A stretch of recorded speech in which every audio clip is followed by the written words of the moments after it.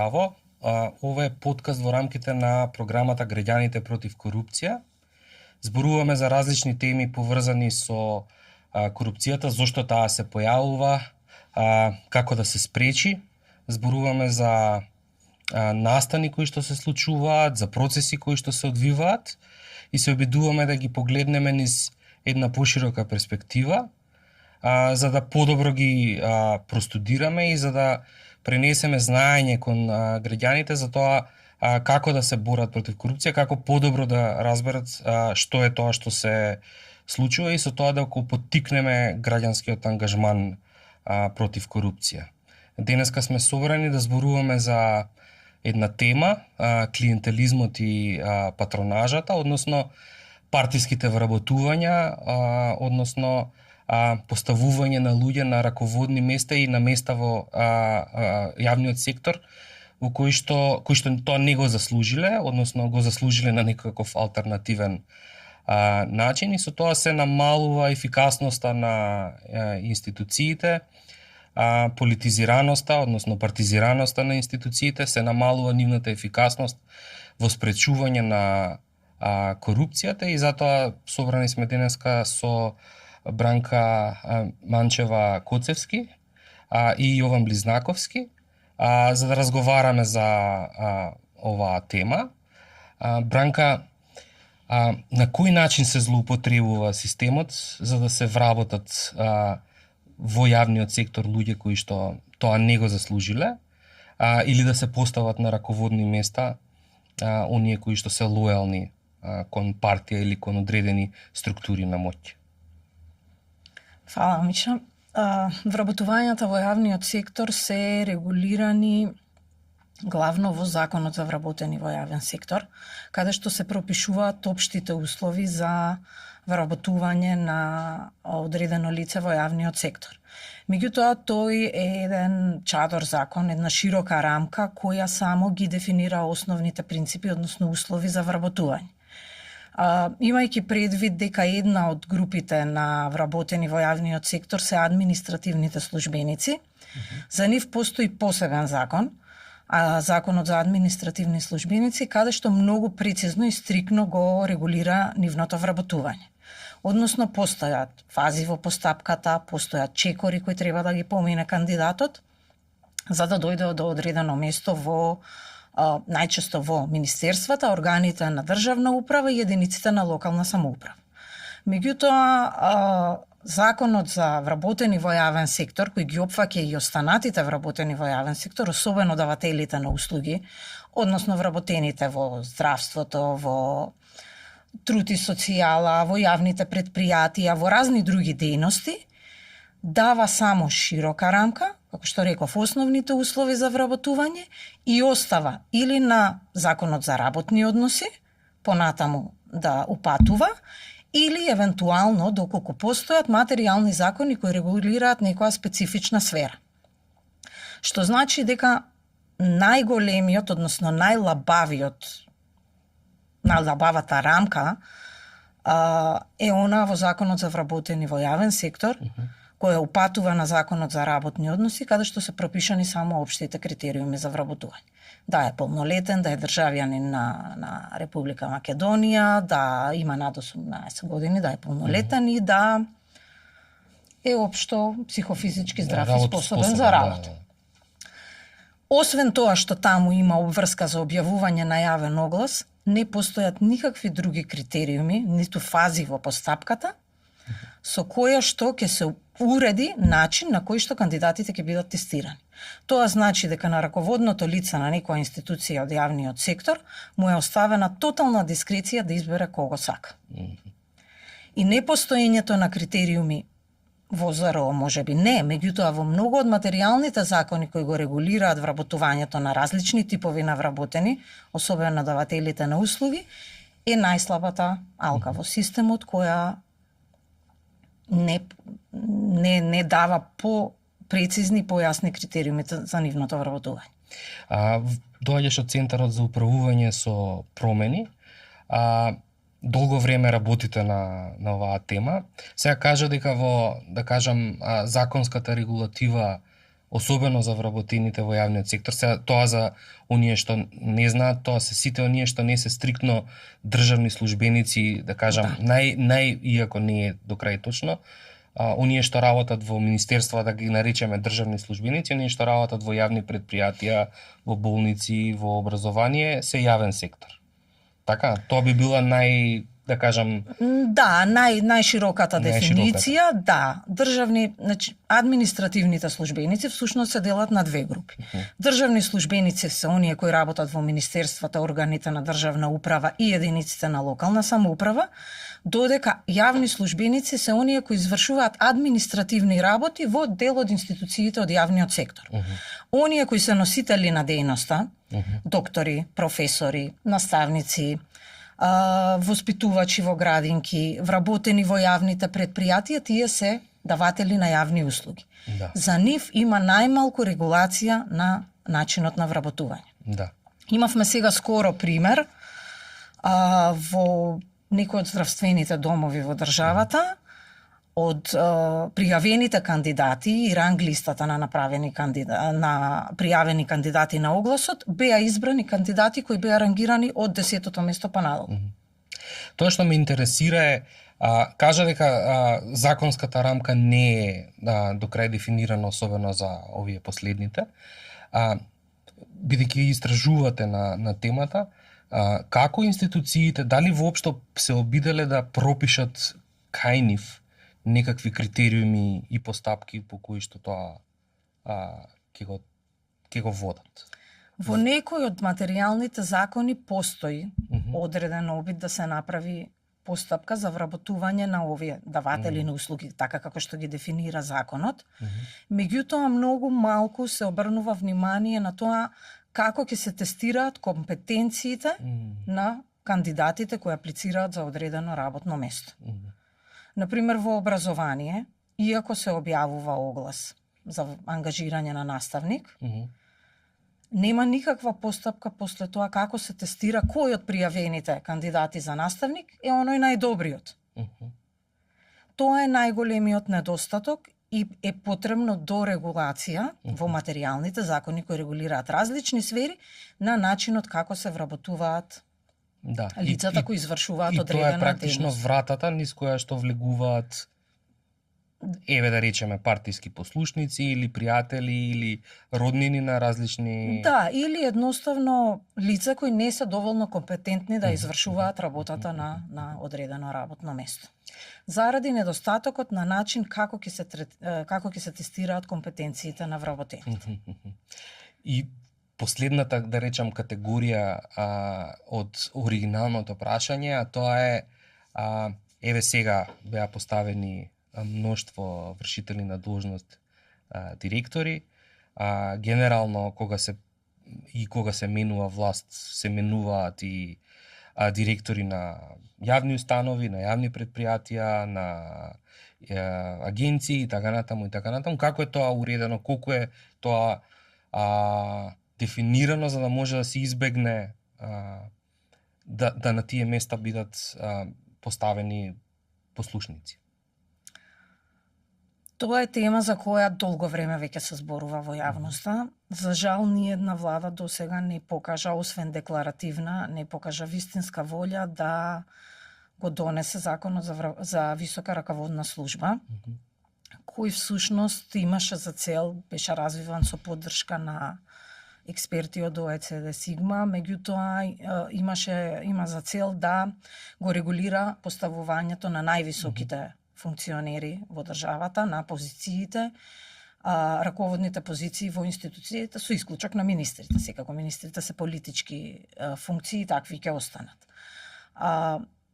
Тој закон всушност пропишува постапка и критериуми во еден отворен, фер и транспарентен процес на отворен надпревар помеѓу кандидатите да аплицираат за раководна позиција во одредена институција. Да.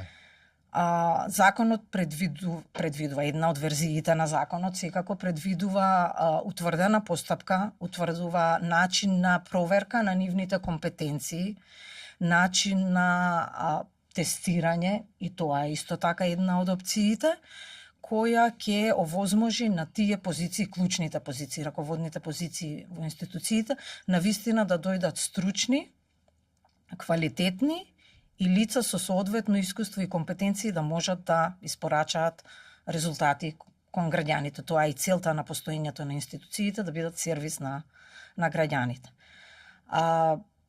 Да видиме, да се надеваме дека во наредниот период ќе се направи напор да овој закон биде донесен и ќе биде значителен исчекор кон професионализација на институциите од јавниот сектор.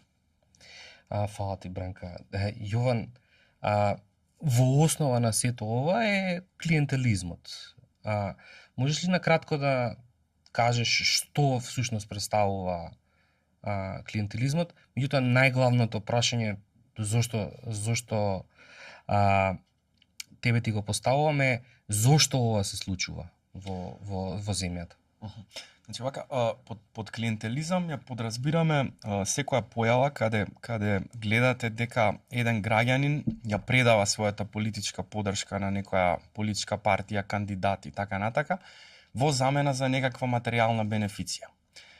Под материјална бенефиција подразбираме буквално све што може да ви падне на памет. Например, во Македонија се карактеристични многу партиските вработувања кои ги зборуваме, меѓутоа и работи како мала сума на пари, не знам, некои услуги помали во врска со нешто што е потребно од државните институции, не знам, во мојата со врски преку да, партија. сум слушал различни работи, партии носат одреден број на саксии за цвеќиња затоа што тие гласачи токму тоа го побарале, значи буквално све што може да ви текне. Значи секогаш кога гледаме клиентелизам ги бараме тие две работи. Прво, граѓанинот да предаде својата политичка поддршка и во замена за тоа да добие нешто материјално. Сега зашто ова се прави? Има повеќе причини кои што ми се чини дека се силни и некако не држат во тој мод да оваа појава биде прилично честа. Прво, партиите, како што знаеме сите, сакаат да победат на избори, сакаат да добијат гласови. И ова е најочигледната причина зашто партиите, например, практикуваат клиентелизам. На некој начин се случува нешто што може да го наречеме подкуп на гласачите, корупција кон гласачите, во таа смисла. И тоа е првата битна причина, а втората е, и што е многу интересна и многу значајна, меѓутоа малку помалку видлива, е моментот што на овој начин партиите градат некаква организацијска инфраструктура за уопште да функционираат. Значи на овој начин регрутираат членови, на овој начин некако ги го поставуваат начинот на кој што се работи внатре во партијата. Значи секоја партија е потребна некаква организација позади себе. И овој организацијски принцип понекогаш, и кај нас тоа се случува, мислам, јас сум барем убеден во тоа и мислам дека и други луѓе го гледаат, се пренесува и на начинот на кој што функционира државата кога таа партија ќе дое на власт. Значи, имате еден центар на мок, да речеме, што е горе и тој сака да контролира разни работи и во тој случај може да се потпре на клиентелистички трансакции, во смисла ќе добиете нешто за да ми завршите работа, што пак има некоја врска понекогаш со политичка поддршка. Сега, друга интересна работа е што клиентелизмот не е корисен само за партиите, туку е корисен и за гласачите. Сега вадам трета причина, да сега кажав две што се повеќе релевантни за партиите. Самите гласачи имаат прилика преку клиентелизам да добијат нешто што инаку не можат да го добијат. Например, Зошто не може да го добие? Па може да биде заради различни причини, меѓутоа ми се чини дека тука е прилично распространето е моментот зашто нешто може да нема доволно за сите. Например, сакате вработување, не можете да го добиете. Дали каналите ви се затворени, дали едноставно нема доволно работни места, во многу ситуации каналите се впрочем затворени. И граѓаните се наоѓаат во ситуација да прибегнат кон клиентелистичка трансакција со цел да добијат вработување. На многу луѓе им се потребни разни работи. Замислете да имате потреба од медицинска услуга за која што не може да ја добиете. Треба да чекате можеби со месеци. Или ќе дојдете кај некој доктор што не е толку добар, а сакате да дојдете кај некој подобар. Во таа ситуација луѓе прибегнуваат кон клиентелизам и често се случува затоа што едноставно затворени се портите, да речеме. Ако нешто ми е потребно од државата, јас тоа лесно да го добијам како што ми следува. И во таа смисла имаме еден феномен не само кај нас, него и во другите балкански општества и во многу земји низ светот. Клиентелизмот е впрочем и доминантна форма на организација, почеста е отколку програмска политика низ светот. Иако нас може да ни се чини дека е нешто специфично за нас, но впрочем не е. Значи, и кај нас и во регионот партиите се поставуваат како некои медиатори, меѓу тоа што треба државата да го даде во многу случаи, треба да го даде неарбитрарно. Партиите се поставуваат како медиатори и се во одлична позиција да побараат нешто од граѓаните за возврат и во моментот сме затворени во таква една Не ли ги ситуација. ослабува тоа граѓаните? Кажуваш дека третата причина за постоење на клиентелизмот е користа непосредна која што можат клиентите, ајде да не го потребиме зборот граѓани, клиентите да ја добијат, меѓутоа нели ги ослабува во исто време граѓаните, односно клиентите, дека постојано се зависни од тие медиатори и истовремено нели ги ослабува институциите да функционираат онака како што треба. Апсолутно ги ослабува институциите затоа што има тенденција овие трансакции да свртат работата кон нерационално работење. Значи не сте ефикасни, правите работи што едноставно не се во согласност со општо добро и нормално е тука да следиме такво ослабување на институциите. А што се однесува до ослабување на граѓаните, јас би рекол дека еве сега во пракса гледано, навистина зависи и зависи од тоа што на пример очекува некој граѓанин. Ако граѓанинот нема алтернатива, ако е свесен дека ако не прибегне денес кон таа клиентелистичка трансакција, утре можеби нема ништо да се случи, излегува и дека не е ослабен со тоа што или граѓаните како група не се ослабени со тоа што влегле во трансакцијата. Меѓутоа ако го гледате тоа не субјективно, да речеме по настрана од некоја висина од подалеку, излегува дека долгорочно да. Граѓаните како група целосно да се ослабени, меѓутоа мислам дека треба да бидеме свесни дека многу од луѓето не гледаат долгорочен хоризонт за некои работи. Ќе излезе политичар, ќе има кампања и ќе вети нешто. Дали луѓето им веруваат воопшто на ветувањето? Мене ми се чини дека не. И во таа ситуација кога знаете дека не може никаде да се добие ништо позитивно, логично е да ги гледаме луѓето насочени кон клиентелистички бенефици за да добијат барем нешто денеска. Не може да очекуваме секогаш дека ќе имаат таков временски хоризонт да сватат во некој подолг временски период дека оваа појава е навистина штетна, иако е дефинитивно е наша работа и преку овој подкаст тоа да се обидеме да го објасниме. Пошто бидејќи во еден момент еднаш имаш наречено клиентелизмот первертирана отчетност. Всушност не се политичарите, бидејќи клиентите се зависни од нив, всушност политичарите не се тие што се отчетни пред гласачите, туку гласачите се отчетни пред политичарите. Тие валутата што ја имаат е лојалноста и отчетноста не постои, туку постои само трансакцијата што назад ја враќаат политичарите токму кон клиентите. Да, ова јас го немам наречено така, тоа е кованица на една друга научничка што истражува клиентелизам во Латинска Америка, Сузан Стоукс.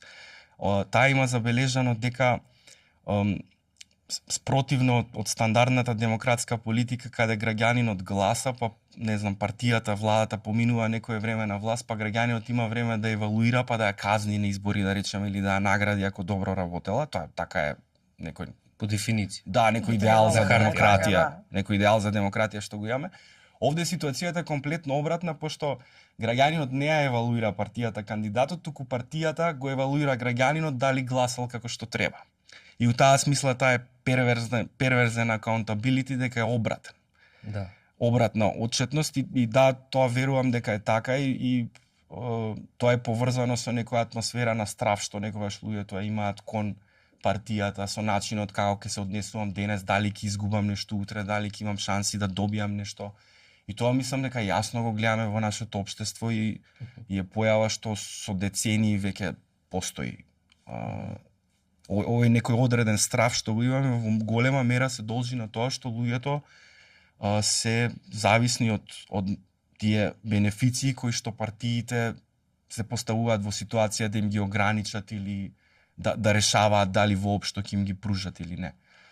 Имаме ли шанси против клиентелизмот? Од една страна има земји кои што се избавиле од клиентелизмот, меѓутоа како што кажа има многу се уште постоечки системи кои што функционираат вклучително и нашиот.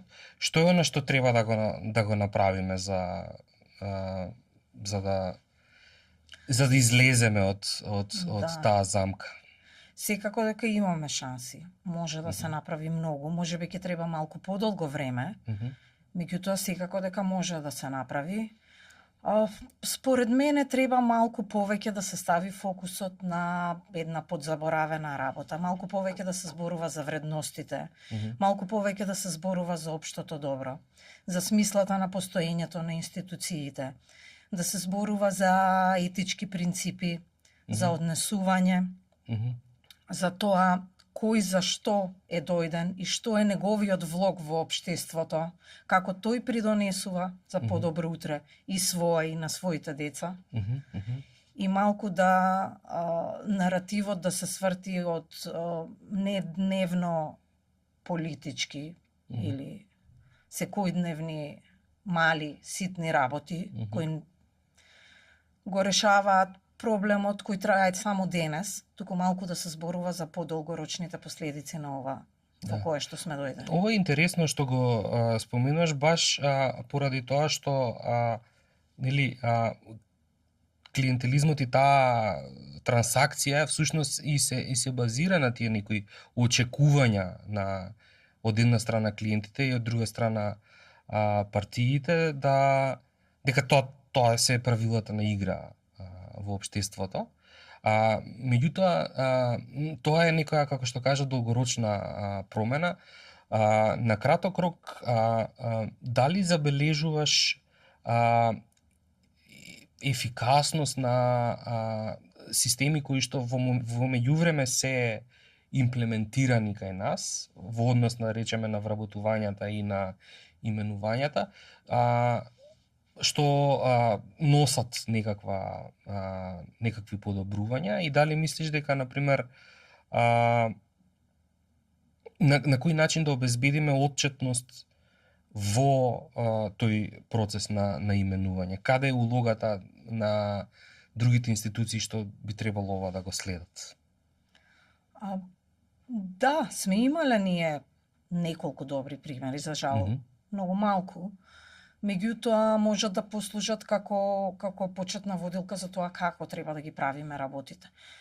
Не знам, еве би го спомнала да речеме изборот на членовите на ДКСК од минатиот состав.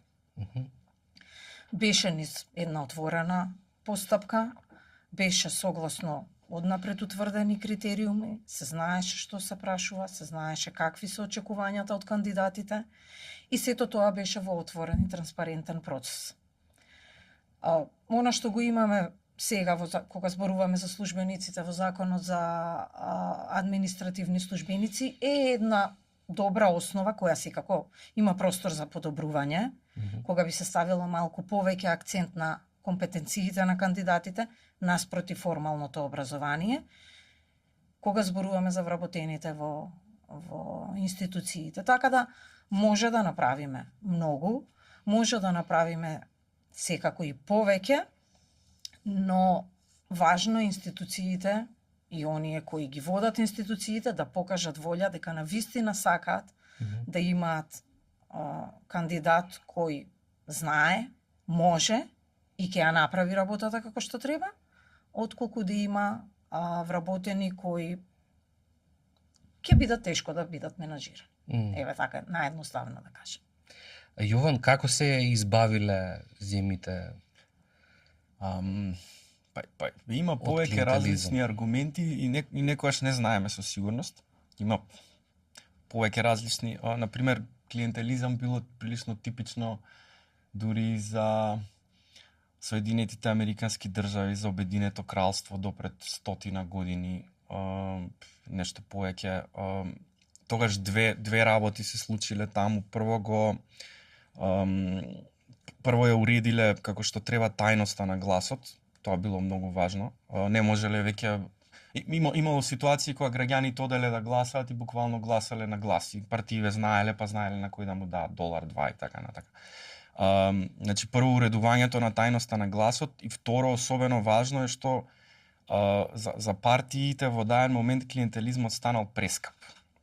Значи, делеле они, да речеме, некоја сума на пари за глас, меѓутоа луѓето како што се кревале социјално-економски, како што биле побогати, да кажам, едноставно некои бенефиции престанале да им бидат важни.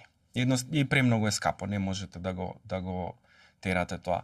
Сега кај нас ние сме во малку специфична ситуација.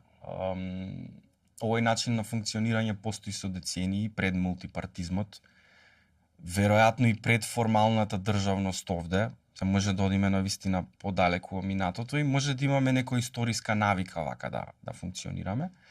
Во моментов имаме на вистина скапи клиентелистички бенефиции, во смисла, замислите, вработување, некој да го реши својот општествено-економски статус, чак и да се погрижи да има она што го викаат upward mobility, како тоа да го преведам на македонски. Да може да се качува по скалата нагоре. Тоа е прилично атрактивна клиентелистичка бенефиција за многу луѓе. Сега, затоа мислам дека сме прилично далеко од моментот партиите да кажат клиентелизмот е скап, особено и затоа што тоа не се нивни партиски ресурси, него се јавни ресурси. Они буквално кога сте на власт ги користите овие јавни ресурси за да финансирате своја партиска работа, да речеме. Така да не сум сигурен дека сме блиску до тој момент и единствено што ми се гледа, сега пробувам да размислувам практично, единствено што ми се гледа важно во овој момент е да имаме добри институции што имплементираат некој надзор врз работата на институциите. Да влезат прави луѓе на право место, пошто нема да имаме илузија дека во сите институции ќе ги имаме вистинските луѓе кои ќе покажат интегритет во некоја ситуација, ама овие институции ми се чинат, например, најважни, тие што вршат фактички надзор, еве да следиме постапка на вработување, тоа што зборувавме. Ако имате квалитетно тело, пред се луѓето внатре, мислам дека некако луѓето за мене се поважни отколку правилата, пошто сум гледал како правилата често се изигруваат. Мислам дека тоа некако би било шанса за нас и пак ќе земам примеров што е многу интересен со скандалот што го имавме со контрола за летање пред година-две. Тогаш буквално вработените во институцијата покажа интегритет и спречија процес што очигледно беше партизиран. Да. И слично, и мислам дека тоа е начинот на кој што треба да пловиме некако во оваа приказна за сега. Формални правила секогаш треба да се носат нели во оваа насока. Меѓутоа загриженоста ми е дека се изигруваат, например, се воведе забрана за јавни трошења пред избори пред години. И тоа навистина ги спречи тие трошења во одреден временски период, нели таму 3 месеци пред избори, ама ги помести порано.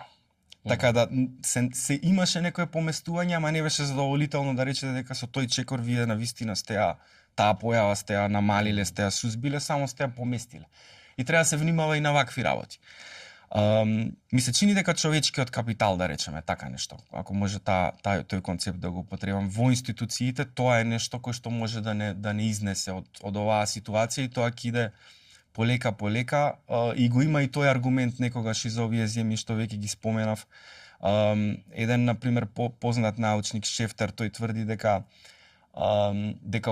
во сите земји каде бирократијата била независно оформена, значи без влијание на партии пред да се додели универзално право на глас, таму понатака следиме траекторија каде што нема клиентелизам. Сега случајот кај нас е обратен, бидејќи кај нас бирократијата, државниот апарат е оформен баш под под политичко. После универзалното право на глас, да. Да. Омасовувањето Да. на партии. Да, меѓутоа ова е баш интересно кое што го спомена, можеби не треба да очекуваме не знам, дека одеднашка колективно сите институции ќе се променат, ама не знам, синдикатите се надвор од системот, меѓутоа добро.